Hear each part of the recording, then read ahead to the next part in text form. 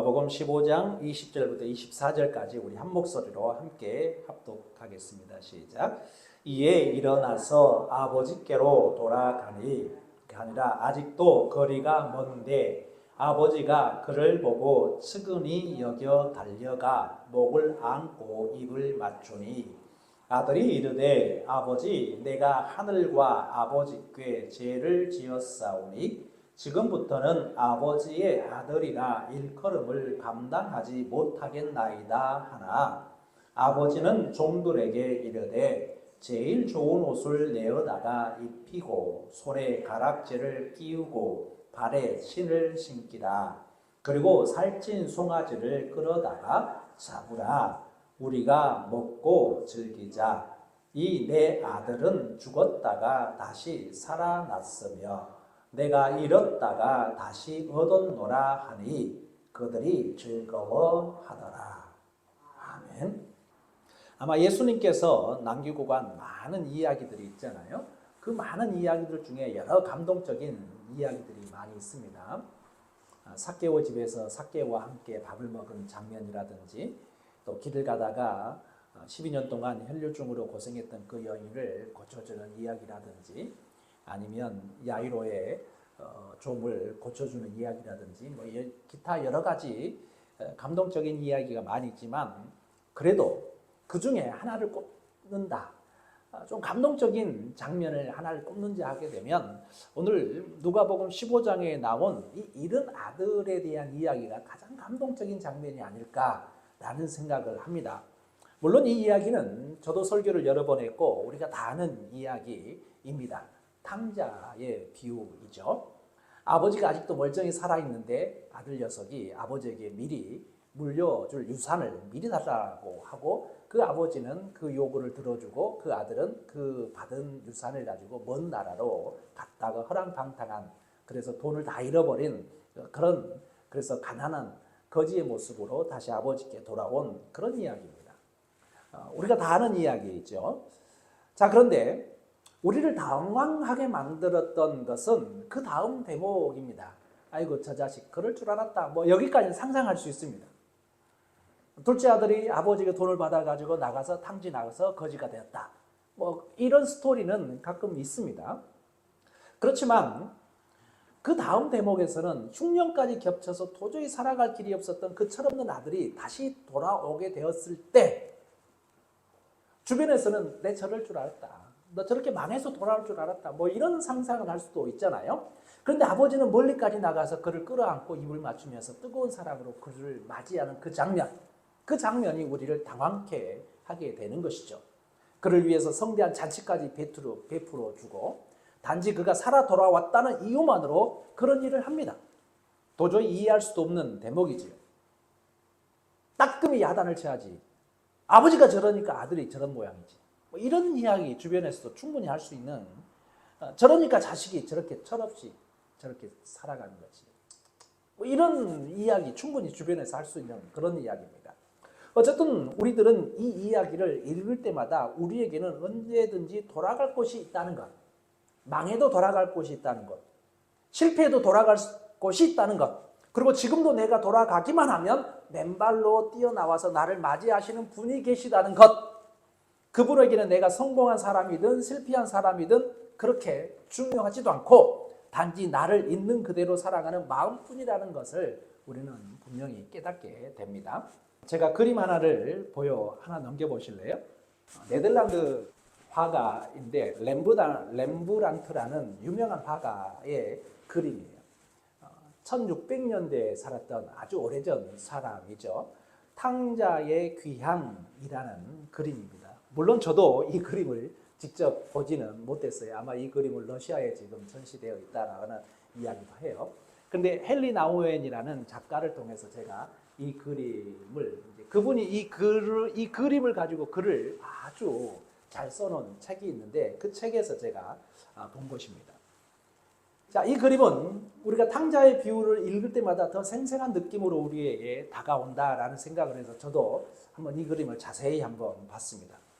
사실 받기 환해서 그렇지만 이 그림은 환한 그림이 아닙니다. 뭐 고처럼 노란색을 많이 채색과 체감이 있어서 그런 환한 그런 그림이 아니고 원래 이렇게 약간 어두칙칙합니다. 어두운 그런 모습입니다. 근데 이 어두운 장면에서도 따스하고 은은하게 비춰오는 빛 하나가 있는데 그 빛이 아버지와 아들의 상봉, 이 부분, 여러분들이 지금 눈에 딱 보이는 이 부분에 빛이 이렇게 비추고 있는 거예요. 사실 이 뒤에는 사람들이 1명, 2명, 3명이 더 있습니다. 잘 안 보이게 일부러 어둡게 해서 뒤쪽으로 사람이 더 있는 장면이 있어요. 좀 밝은 장면에서 보게 되면 그 부분도 선명하게 약간 보일 수도 있는데 그만큼 빛은 아버지와 아들에게 집중되어 있어요. 뒤에 있는 사람들이 있긴 있지만 그 뒷사람들에게는 별로 빛이 비추어지지 않습니다. 아버지와 아들의 상봉의 빛은 집중되어 있습니다. 돌아온 아들을 알아주는 아버지의 생각했던 것보다 아버지의 모습이 조금 더 야위었어요. 조금 더 좀 눈이 퀭하기도 하고요. 볼에 살이 없습니다. 볼에 살이 쏙 들어가 있는 그런 모습으로 그려놨습니다. 아마 이 아버지는 아들이 집을 나간 이후에 제대로 식사를 못했던 것 같아요. 제대로 밤에 잠을 제대로 못 잤었을 확률이 높아요.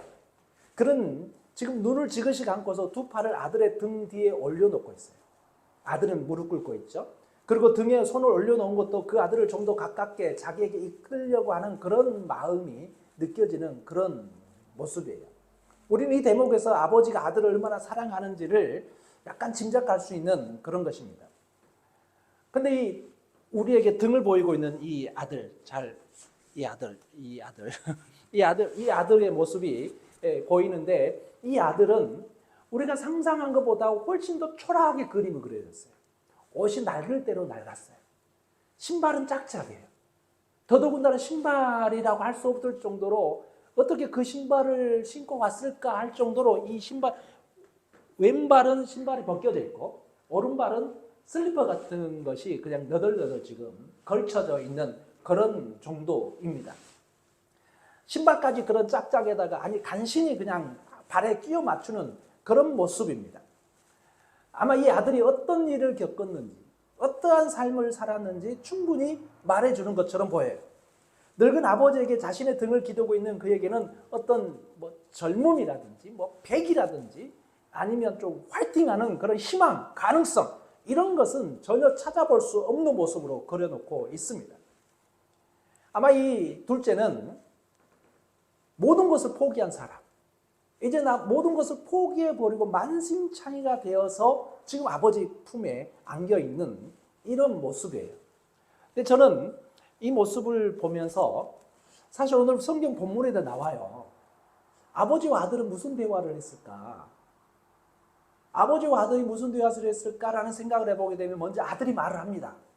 아들이 뭐라고 말합니까? 21절에 등장합니다. 아들의 말은요, 대사는. 같이 21절을 같이 읽어보죠. 21절 시작. 아들이 이르되 아버지 내가 하늘과 아버지께 죄를 지었사오니 지금부터는 아버지의 아들이라 일컬음을 감당하지 못하겠나이다 라고 이야기합니다.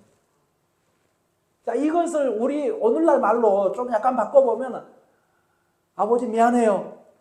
저는 아버지에게 커다란 상처를 안겨줬습니다. 저는 아버지가 주신 것을 그저 즐기는 일에만 허랑방탕하게 다 사용해버리고 말았습니다. 저는 인생을 참 잘못 살았어요. 제 인생은 실패작이에요. 이제는 저들 아들로 생각하지 마시고 그냥 일꾼으로 생각해 주세요. 이렇게 아마 바꾸어서 말할 수 있을 것입니다. 아마 이 아들은 지난날 동안 자기가 저질렀던 잘못을 일일이 말하면서 감히 용서도 구하지 못하고 자기는 이렇게 아버지의 곁을 찾을 자격도 없는 나쁜 놈임을 아마 말했을 거예요. 울먹울먹하면서. 자, 아버지는 이런 아들에 대한 답변을 해야 될 거 아니에요. 그런데 21절에서는 아들이 이야기하잖아요. 그럼 22절에는 아버지의 대사가 나오잖아요. 그러면 아버지의 대사가 보면 자세히 보게 되면 아들에게 말하지 않습니다. 아들에게 말하지 않고 이 그림에 있는 요 뒤에 있는 사람 3명, 보이지 않는 이 3명의 사람들에게 마치 말하는 것처럼 22절을 보니까 아버지는 종들에게 이르되, 이게 말이 안 되잖아요. 아들은 지금 나를 이제 종으로 생각하세요. 나 이제 아버지의 아들이 아니에요. 저는 먹을 것만 주셔도 나 괜찮아요. 저만 받아주만 주세요. 라고 21절에 이야기하고 있는데 22절에 아버지가 아들에게 말한 것이 아니라 오히려 종들에게 제일 좋은 옷을 내어다가 입히고 손에 가락지를 끼우고 발에 신을 신기라. 그리고 살찐 송아지를 끌어다가 잡으라. 우리가 먹고 즐기자. 이렇게 말한 것만 성경에는 기록되어 있어요. 그래서 제가 오늘 본문 말씀을 묵상하다가 평상시에 생각했던 것과 다른 이게 왜 아버지가 아들에게는 하는 말이 안 나왔지? 왜 이게 생략되었을까? 라는 상상을 하게 됐습니다. 그래서 그 상상을 하면서 이 아버지는 그렇게 이 얼굴이 퀭할 정도로 아들을 기다리고 잠 못 자고 그 오랜 세월을 그런 모습으로 지냈는데 과연 아들이 아버지에게 안기면서 아빠 잘못했어요 라는데 그 아버지가 아들한테 정말 아무 말 안 했을까? 그냥 무뚝뚝한 아버지처럼 그냥 옆에 있는 종들에게 야 아들을 신발 신기고 먹을 거 좀 줘라 이 정도만 말했을까요? 저는 그건 아니라고 생각합니다. 여기에서 오늘 본문에는 생략되어 있는 아버지의 말이 아버지의 마음이 담긴 아버지가 아들에게 마음을 담아서 하는 말 그 대사가 분명히 있었을 것이다 라는 상상을 하게 됐습니다. 그러면 그게 무슨 말일까? 그 말을 제가 오늘 제목으로 삼았어요. 아버지의 말은 괜찮다. 다 괜찮다. 이 말 하지 않았을까요?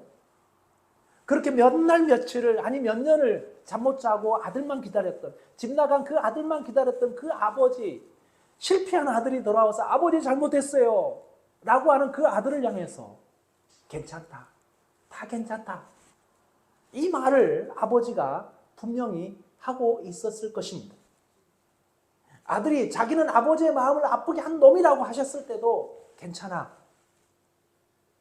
인생의 실패자라고 할 때도 괜찮다. 인생을 잘못 살아도 한참 잘못 살았다라고 할 때도 괜찮아. 다 괜찮아. 이렇게 아버지는 대답하지 않았을까요? 괜찮다. 다 괜찮다. 아들이 아무리 못된 일을 했다고 고백을 하였을 때도 아버지는 그에게 이렇게 대답했을 것입니다. 곰곰이 생각하는 중에 제 마음속에 다가온 것이 이 말 속에 굉장한 치유의 힘이 있다는 것을 깨달았어요. 생각하면 생각할수록 참 좋은 말이구나 라는 생각을 했습니다. 그래서 이렇듯 비참한 몰골로 돌아온 아들에게 그 자리에서 아버지가 할 수 있는 말이 있다면 괜찮다. 다 괜찮다. 이 말 외에 무슨 말을 하겠어요? 내가 너한테 돈 얼마 줬지?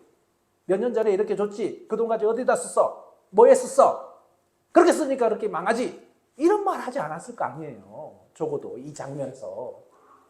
그렇다면 아버지는 아들에게 괜찮다, 괜찮다 라고 하셨을 거예요. 여러분도 이 그림의 세계로 들어가서 생각해 보시기 바랍니다. 괜찮다, 다 괜찮다.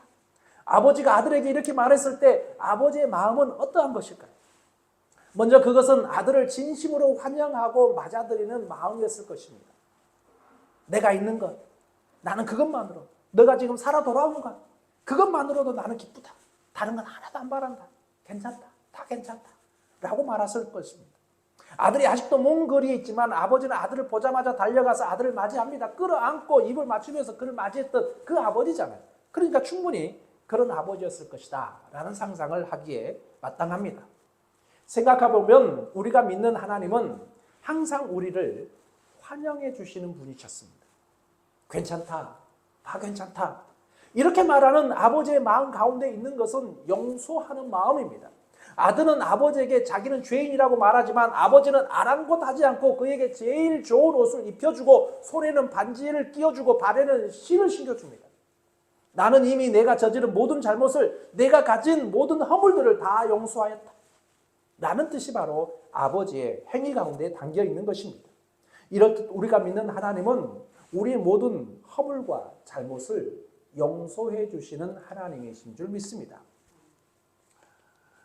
요한복음 8장에 가늠한 여인이 현장에서 잡히죠. 그리고 사람들은 그 여인을 예수님께 끌고 옵니다. 그리고 그들의 손에는 돌멩이가 들려 있었습니다. 왜냐하면 구약의 율법에는 현장에서 가늠하다가 잡힌 사람은 돌멩이로 쳐서 즉각 처형하더라도 아무 문제가 없었습니다. 단지 이 여인을 죽이지 않고 예수님 앞에 데리고 온 것은 예수님을 시험하기 위해서였습니다. 예수님이 무슨 말을 하는가 보자, 이런 것이었습니다. 그런데 그들은 그 여인을 돌로 치지 못하고 다 돌아가 버리고 말았습니다. 왜요? 예수님의 말 한마디 때문이었습니다. 너희 중에 죄 없는 자가 여인을 죽이라. 너희 중에 죄 없는 자가 돌로 치라. 사람들이 죄가 없는 사람이 누가 있겠어요? 하나둘씩 손에 들고 있는 돌멩이를 다 떨고 다 돌아가 버리고 말았습니다. 자, 거기까지로만 이야기가 끝나면 또 이 이야기가 끝맺음이 좀 마무리가 애매하죠. 예수님께서는 그 여인을 향해서 나도 너의 죄를 정치 아니하겠다. 다시는 죄를 범하지 말아라 하면서 여인을 용서해 주시고 여인을 돌려보냅니다. 많은 사람들처럼 돌멩이 들었던 그 사람들처럼 자기의 죄가 생각나서 돌멩이를 내려놓는 그 사람들처럼 예수님도 죄가 있어서 그 여인을 징치하지 않았을까요? 아니에요. 예수님은 죄가 없으신 분이십니다. 하나님의 아들이세요. 예수님께서 여인을 돌려보낸 이유는 그 여인에게 괜찮다, 용서해 주시는 것입니다. 이제 새 삶을 살아라. 다시는 죄를 짓지 말아라. 용서의 마음이 예수님의 마음으로 있었다는 것입니다. 이 마음이 바로 우리 하나님의 마음인 것입니다. 우리를 향한 마음, 그 마음이 우리에게 고스란히 오고 있는 것입니다. 다시 한번 이 그림으로 돌아가게 되면 사실 잘 보이지 않지만 이 세 사람 중에 아버지와 아들이 꼭 껴안고 있는 이 사람 주변으로는 다른 세계가 있습니다. 좀 렘브란트라는 이 화가가 일부러 어둡게 그림을 그렸어요. 세 사람이 있는데 그 중에 한 명이 약간 아버지와 아들 옆에서 앉아있는 그 아들의 모습을 보입니다. 근데 그들은 아주 어둡게 그려놓고 있어요. 어쩌면 이것은 돌아온 아들에 대해서 마음이 아버지 같지 않음을 일부러 표현한 그런 장면처럼 보입니다. 그리고 그 돌아온 아들과 좀 거리가 있어 보입니다. 여러분들도 안 보이잖아요. 빛이 있는. 사실 여러분들 누군가 막 오랜만에 오는 사람 있으면 서로 그 사람 손잡고 싶잖아요. 환영한다, 끌어안고, 아니면 끌어안는데 어떻게 끌어안아요? 그냥 앞뒤 한 걸음 둘러싸여가지고 이렇게 끌어안고 그러는 거 하잖아요. 같이 반가워가지고. 반가워 하면서 그냥 줄 지어가지고 순서, 자, 1번, 2번 이렇게 하면서 반가워 표시하지 않고 그냥 끌어안고 같이 둥그렇게 이렇게 같이 모아져 있는 것이 정말 환영하는 그런 모습 아니겠어요? 오랜만에 돌아오는데 이 아들은 그렇게, 그러니까 아마 첫째 아들인 것 같아요. 그 첫째 아들의 얼굴은 표정이 그렇게 썩 반가워하지 않고 있습니다.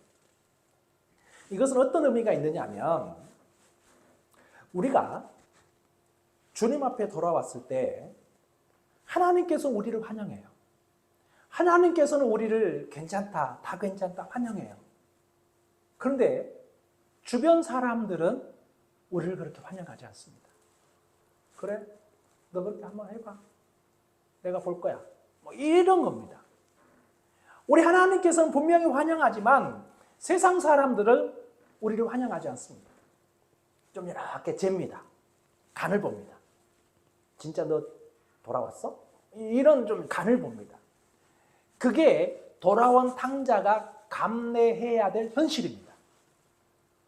분명히 아버지는 그 아들을 환영하고 괜찮다, 다 괜찮다라고 하지만 형은 삐져버렸잖아요. 형은 다시 나가버렸잖아요. 그게 이 돌아온 탕자가 맞이하는 현실의 세계예요. 우리도 어찌 보면 마찬가지입니다. 우리는 하나님 앞에 돌아왔습니다. 하나님께서는 우리를 환영합니다. 하나님께서 우리의 죄를 다 받아들입니다. 그러나 현실은, 우리 주변의 현실은 그렇게 막 하나님처럼, 이 아버지처럼 그냥 아무 조건 없이 환영하고 아무 조건 없이 다 받아들이는 것은 아닌 것 같습니다. 좀 잽니다. 때로는 무시하기도 합니다. 때로는 이 일로 인하여서 좀 삐지기도 합니다. 여러 가지 일들이 일어나게 되는 것이죠. 우리가 맞이해야 된 세상은 그런 세상입니다.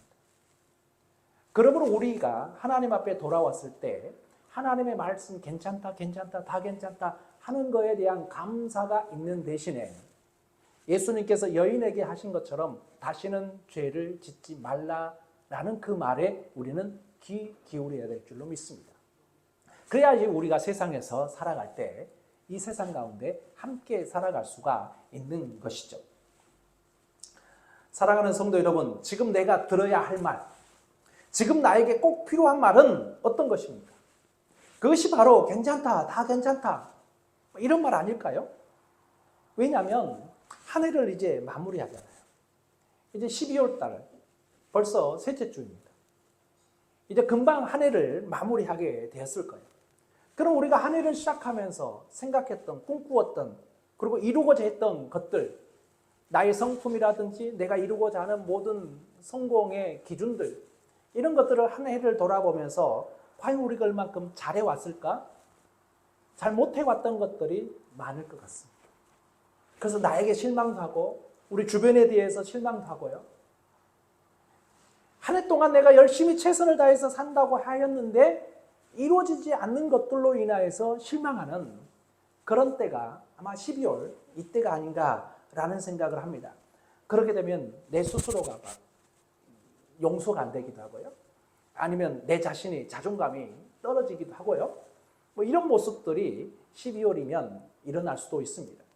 그러할 때 오늘 본문에서 이야기하고 있는 아버지의 마음, 그 아버지의 음성, 그래서 괜찮다, 다 괜찮다 하시는 주님의 음성이 우리에게 들려지기를 원합니다. 우리는 한 해를 보내면서 기쁘고 좋았던 순간도 물론 있었을 것입니다. 그러나 아쉬움과 후회의 마음이 아마 더 많았을 것입니다. 이게 아니었는데, 나는 인생을 잘못 살았어. 이런 생각은 혹시 없습니까? 지금의 나의 모습이라는 것이 우리가 그림으로 보았던 비참한 몰골의 탕자는 아니던가요? 겉으로는 그럴듯한 모습으로 자기를 꾸미고 치장하지만 여러분 자신의 내면을 한번 들여다보시기 바랍니다. 지금 나의 모습이 탕자에 비해서 더 나은 것이 있을까? 그러한 우리에게 주님은 이렇게 말씀하십니다. 괜찮다. 다 괜찮다. 너는 아직 가능성 있어. 너는 네가 생각하는 것보다 괜찮은 사람이야. 너에게 다시 기회가 있어. 일어나서 다시 한번 시작하자. 올해는 다시 2024년이 있잖니. 이런 말씀을 우리 주님께서 우리에게 하시면, 우리에게 격려해 주시면 얼마나 좋을까라는 상상을 저는 하게 되었습니다. 하지만 우리에게는 주님의 음성만 들려오는 것만은 아니라는 말씀입니다. 우리가 조금만 귀를 열고 세상을 돌아보면 세상은 우리가 했던 행동들에 대하여 여러 가지 현실적인 비난을 하는 것들도 들려옵니다. 하나님의 괜찮다 하는 음성도 있지만 세상 사람들의 비난도 우리는 같이 있는 현실을 살아가고 있다라는 것입니다. 괜찮다, 다 괜찮다. 이것은 우리들이 가족들이나 이웃이나 친구들을 향해서 해야 하는 말이기도 합니다. 왜요? 사람들은 이런 말 안 하잖아요. 사람들이 이런 말을 하지 않기 때문에 서로가 상처를 주기도 하고 상처를 받기도 합니다. 그러나 이제 우리는 하나님으로부터 괜찮다, 다 괜찮다 하는 그 용서의 말을 들었으므로 그것만 듣고 끝나는 것이 아니라 이제 내가 다른 사람들을 향해서 그 하나님의 용서의 마음으로 괜찮다, 다 괜찮다 하면서 사람들 속에서 희망을 심어주는 역할들을 우리가 먼저 하자라는 것입니다. 주님은 이제 우리들이 더 이상 사람들의 아픔이나 상처를 들추어내는, 그것을 비방하거나 흉보는 사람들이 아니라 그런 좋지 않은 부분들을 가지고 있더라도 그것을 잘 극복하고 새롭게 일어설 수 있도록 격려하는 일을 하기를 분명히 원하실 것입니다. 그게 바로 우리 주님의 뜻입니다. 우리는 주님의 오심을 기다리는 대강절 세 번째 주일을 맞이하였습니다. 이번 성탄절에 주님이 오시면 우리 주님께서 우리에게, 나에게 뭐라고 말할까? 그 말이 바로 괜찮다, 다 괜찮다 라는 음성으로 우리에게 들려오시기를 간절히 원합니다.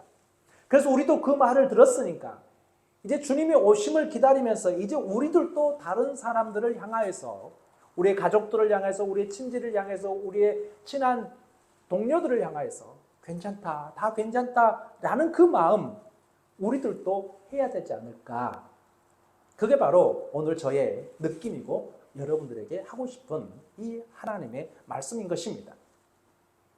이 뜻깊은 대강절에 우리가 가장 많이 해야 할 말, 우리가 가장 많이 해야 될 이 말이 바로 이 연말에 괜찮다, 다 괜찮다 라는 말을 해보시지 않겠습니까?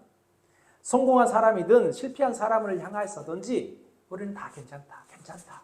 그 마음이 우리 주님의 마음이고 또 그 주님의 믿는 우리들도 그 마음으로 사람들에게 말하면 얼마나 좋겠습니까?